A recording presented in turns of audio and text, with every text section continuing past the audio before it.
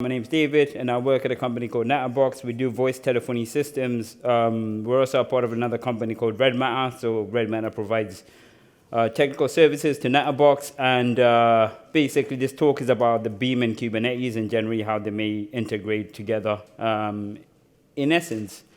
And the Beam2kube thing was a Kubernetes joke because there's a thing called kube to IAM, which is another tool that we use for permissions with AWS. About me section in the company, which I've pretty much expanded on, but for time's sake. So Kubernetes from the Alchemist's perspective, which is basically you guys, Kubernetes within itself is not something that is you're meant to be aware of or even have to worry about within your general day-to-day. The purpose of it is to abstract resources away from you so that you can focus more on writing good code. So it's trying to separate as much as we can of how to manage particular infrastructure-related things, policies, and that type of thing. So it's to isolate responsibilities away from the users, and also it improves on the observability section of things in terms of it allows you to have a wider view of what's going on with whatever code or services that you're running or providing to people.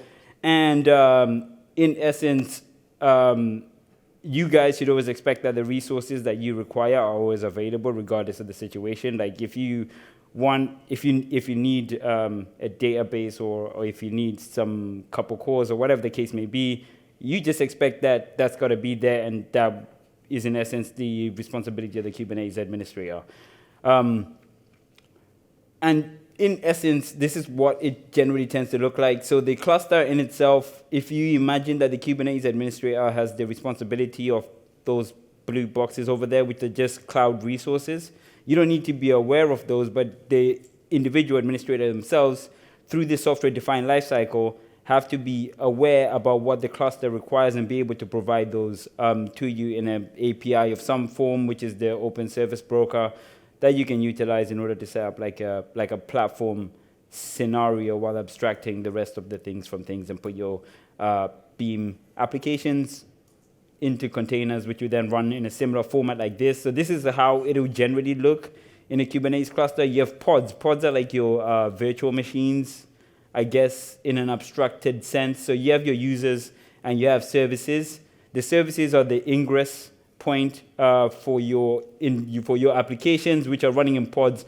Pods can run one pod per node or per zone, per availability zone. So you can have multiple of those, and then with the global supervisor, you're able to synchronize those pods in general, and then have the remote resources stored externally, so databases, any sort of data, third-party system or hard disk, and then imagine those as and then you can imagine the pods as stateless services in some shape, way, or form if you manage your gen servers correctly, but the processes, in essence, run inside the pods, and then you provide stuff, and you can scale the processes. So each one of those pods is an actual individual instance of a Beam virtual machine, and then you connect them together, and then when it comes to scaling, basically, the telemetry library and a number of other things are available to you in order to enable that. So one good thing, if you've got graceful shutdown going on, you pretty much got Jeche sorted. And when it comes to automatically scaling that, you can have a gen server webhook that either receives information from Prometheus via webhooks, or you could yourself, based on whatever metrics that you're monitoring yourself, you could tell Kubernetes through an API, scale my pods, or scale down my pods, etc., whatever the requirement is there, and then you can vertically or horizontally scale however way you like with that. But as the Kubernetes administrator, is to give you as much control as you require, and just being involved in those meetings and having those conversations. And then what else does it provide for you?